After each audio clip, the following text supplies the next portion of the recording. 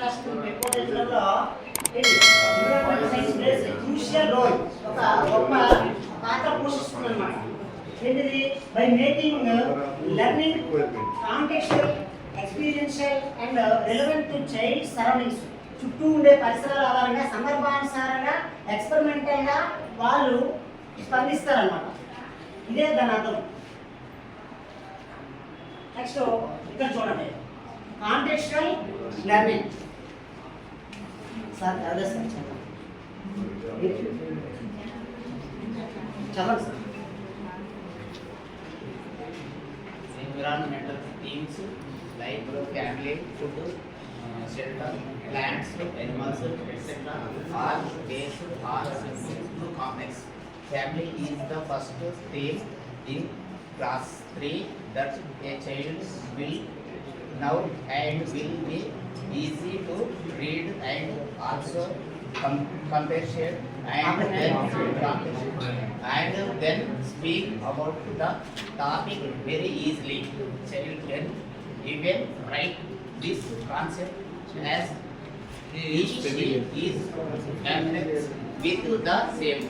This stage is relevant to the language to textbooks. చూడండి, contextual learning అంటే సందర్భానుసారంగా వాళ్ళు నేర్చుకోవడం. Environmental themes like family, food, shelter, plants, animals etcetera are based on simple topics. మనం ఏ పాఠ్య పుస్తకం తీసుకున్నా సరే, మ్యాథ్స్ అయినా సైన్స్ అయినా తెలుగు అయినా ఏ పాఠ్య పుస్తకం తీసుకున్నా సరే సరళత నుంచి క్లిష్టతకే ఉంటుంది. మనకి ఎవరైనా కూడా చదువుకున్న మెథడాలజీలో కూడా సింపుల్ టు కాంప్లెక్స్.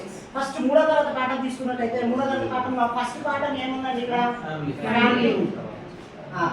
ఫ్యామిలీ తర్వాత ఫ్యామిలీ తర్వాత మనకైతే యానిమల్స్, ప్లాంట్స్, తర్వాత ఫుడ్, ఫుడ్ తర్వాత షెల్టర్, షెల్టర్ తర్వాత ఇవన్నీ ముందే వస్తాయి. ఈ రెండు ముందే వస్తాయి. Based on the simple complex. Family is the first thing in class 3 that a child will know and will be easy to read and also comprehend and then speak about the topic very easily. Family పడక మీ ఇంట్లో ఎంతమంది ఉన్నారు? ఈజీగా చెప్తారు. ఎవరెవరు ఉన్నారు?